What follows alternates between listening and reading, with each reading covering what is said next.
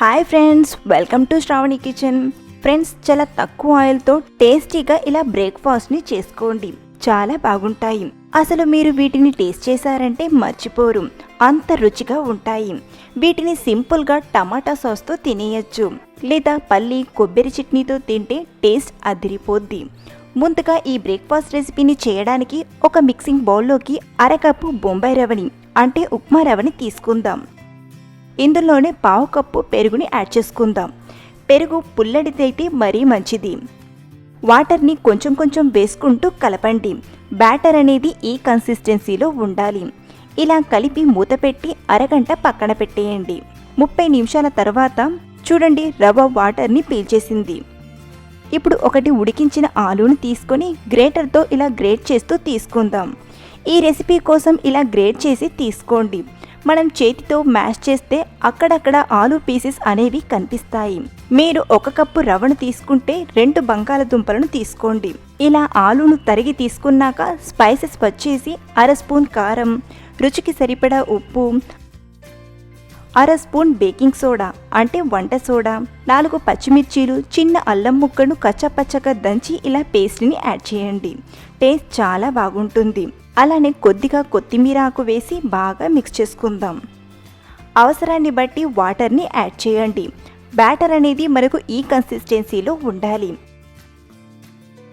ఇప్పుడు బ్రేక్ఫాస్ట్ చేయడానికి పిండి రెడీ అయినట్లే. స్టవ్ ఆన్ చేసి ప్యాన్ని తీసుకొని 2 స్పూన్ల ఆయిల్ని యాడ్ చేసుకుందాం.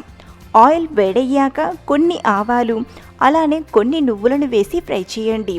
ఇలా పోపుతో అట్లు వేసుకుంటే టేస్ట్ చాలా బాగుంటాయి. పోపు ఫ్రై అయ్యాక ప్యాన్ మొత్తం స్ప్రెడ్ చేయండి. ఇప్పుడు మనం కలిపిన పిండిని ఇలా చిన్న చిన్న ఉత్తప్పంలా వేసుకుందాం. రౌండ్ షేప్లో వచ్చేట్లు వేయండి. వీటిని మీడియం ఫ్లేమ్లోనే చెయ్యాలి. 2-3 నిమిషాల తర్వాత ఇలా పైన పిండి ఆరినట్లు అయ్యాక మరో పక్కకి టర్న్ చేసుకుందాం.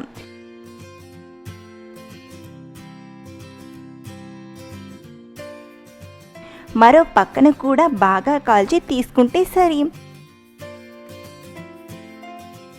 ఇలాగే పిండి మొత్తం కూడా ప్రిపేర్ చేద్దాం. మళ్ళీ 1 స్పూన్ ఆయిల్ని వేసుకుందాం. కొన్ని ఆవాలు, నువ్వులు వేసి ఫ్రై చేయండి. పోపుని ప్యాన్ అంతా స్ప్రెడ్ చేసి ఉత్తప్పంలా వేసుకుందాం. ఇలా చాలా ఈజీగా తక్కువ ఆయిల్తోనే చేసి చూడండి. టేస్టీగా హెల్తీగా తినేయచ్చు. ఫ్రెండ్స్, ఈ బ్రేక్ఫాస్ట్ రెసిపీని చాలా ఈజీగా ప్రిపేర్ చేసుకోవచ్చు. మీరు ఒక్కసారి ట్రై చేసి రుచి చూసారంటే మళ్ళీ బ్రేక్ఫాస్ట్లో ఇదే రెసిపీని చేసుకొని మరీ తింటారు. అంత టేస్టీగా చక్కగా ఎంజాయ్ చేస్తూ తినేయొచ్చు. ఈ రెసిపీ మీకు నచ్చితే లైక్ చేయండి. అలానే మీ ఫ్రెండ్స్తో షేర్ చేసుకోండి. మరిన్ని సింపుల్ అండ్ వెరైటీ రెసిపీస్ కోసం మన శ్రావణి కిచెన్ ఛానల్ని సబ్స్క్రైబ్ చేసుకోండి. పక్కనే ఉన్న బెల్ ఐకాన్ని ప్రెస్ చేయడం మర్చిపోవద్దు. Thank you for watching.